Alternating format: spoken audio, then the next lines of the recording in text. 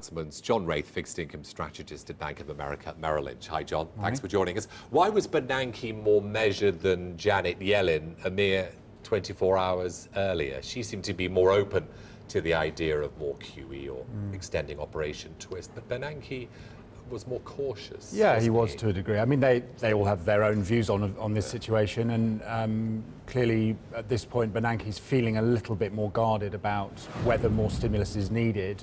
Also, of course, in his position as the chairman, things he says do have more of a market impact, and maybe therefore there's an onus on him to be slightly more careful. I think, things are clearly leading in that direction, but he's not ready to take any Are you surprised at the market impact? Because investors haven't taken it too well, have they? I mean, they've ignored the Chinese rate cut, and they're focusing more on what Bernanke didn't say. Yeah, well, I mean, to be honest, there's been a strange mood in the markets earlier this week. There seemed to be some sort of optimism growing that some form of coordinated action. Central bank stimulus will take place. And it, as it's proved, was founded on nothing more than optimism, which has now been dashed. And, I think really, if you look at the US data, it's clearly taken a bit of a turn for the worse, but it's not yet pointing to any sort of emergency in the US economy. There is this unknown quantity in terms of what's going to happen next in the Eurozone, and therefore at the moment I think a watching brief is probably appropriate. We do think more stimulus is coming in due course, but at this point the markets were probably getting a bit ahead of themselves expecting it. So we've got a couple of weeks to the next Fed meeting, June the 19th and the 20th, and ahead of that we should have more of an idea what Spain's going to do. We'll certainly know the result of the Greek election. Does that set it up nicely for Bernanke to be open to the idea? Potentially, the Fed although, to be open to that, or is it still too early? Well, I mean, unfortunately, we will have had the results of the Greek election, and we will have had the IMF stress test results on the Spanish banking system. None of this is going to bring a resolution to the Eurozone's problems, and unfortunately, the latest polls that were available ahead of the Greek elections suggest we're going to end up possibly with another logjam there, which isn't going to resolve anything. So for the FOMC or the other central banks, the best they can do, I think, is look at the data, wait for events to play out and respond accordingly. As you say, John, yields right across the board have been inching higher because there's been some sort of appetite for risk, hasn't there? The US 2-year is about 12 basis points above its low. The 10-year is roughly 15, 17 basis points, and the 30-year about 20 basis points above its lows. I mean, at these levels still, is there room to buy US Treasuries or not?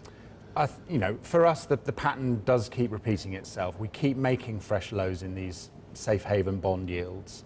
We think that can continue because of these situations remain unresolved, because we think stimulus will come, but only when the central banks effectively are forced into it by events. So this correction, this sell-off can go further. We do see bouts of profit taking. We do see the market pause for breath, and it can go on, but the uncertainty remains in the background.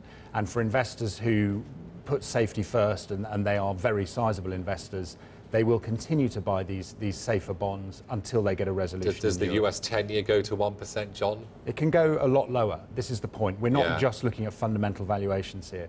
Part of it is an outlook which is worrying for all of these economies of long-term slow growth at best, low inflation and so on. But part of it is risk aversion and looking for somewhere safe to protect the principal. The return on it is not fundamentally what's driving this, and therefore the worst things get in the Eurozone, the lower yields can go in the safe haven bond market. Germany is reliant on its exports, isn't it? And its April numbers, but it's still important, isn't it, that exports fell more than estimated? Yeah, it's clearly not good news. Trade data is notoriously volatile month to month and hard to predict, but clearly, if you put this, for example, alongside the rate cut in China, the rate cut in Australia earlier in the week, the discussions we were having about the US, there are signs that the global economy is slowing, and given the crisis in the Eurozone, that's the last thing we need to see. Was Trichet right yesterday to stand firm? Draghi. Trichet. That's the last fellow. Well, was Draghi right yesterday? I think, we have to have sympathy with his view that the problems in the Eurozone are not best addressed through monetary policy. The ECB has risen to the occasion many times. The problems continue, and it's far more down to the politics, the structure of the Eurozone itself, the very unhealthy and dangerous close connection between the banking systems and sovereigns and so on. Now, of course, the ECB has a role to play. We suspect they will have to engage again in due course. But the points he made yesterday about the ball not really being in their court, I think, were valid. Yeah, and as we said in the last section, John, where we're awaiting the results of the Greek elections next weekend, and what's going to happen with Spain. Does the argument you were telling me when it comes to the US Treasury market, I suppose it applies to all the AAA nations in Europe as well? Those yields can, yes, they've been rising lately, haven't they? But they could head back down again. By and large, it does. There's another question, of course, if you think, for example, about Germany, which is obviously the benchmark AAA safe sovereign in the Eurozone. Yes, there has been a flight into German debt, which has driven yields there to unprecedented levels. But there's the bigger question about where this is all heading. And if it ends well for the euro, in other words, with the Eurozone holding itself together, it's bound to involve... Germany's going to have to pay the cost. It's going to have to tie itself more closely to the Eurozone and dilute its own creditworthiness. So how does one position themselves then ahead of that, even though if that is an option, it's quite far ahead? Flexibly, and we recommend investors stay fairly close to home and just take opportunities to position themselves to take advantage of temporary moves. I mean, we do think that the euro ultimately holds itself together and the decisions are taken that are needed. Greece will stay in the Eurozone, potentially, but certainly the euro as a currency will survive this, we believe. Yeah. But it will take a lot of time to get to that point. So the problems that we have now, the need for central banks to respond, the demand for safe assets continues, and therefore we do think lower yields on all of these safe bonds will be seen. And the UK is among that. The BCC, John says, and you said it in your notes, the bank needs to broaden its scope, buying gilts. Yeah. It's no good anymore. The BCC says create a business bank, that's one option, but you need to buy securitized small and medium enterprise loans. Is that a possibility? Yeah, I mean, anything's possible, and all of these have good reason to be investigated further. The Bank of England, a bit like the ECB, has made the point that their remit does not necessarily involve them directly exposing their balance sheet to the corporate sector in the UK.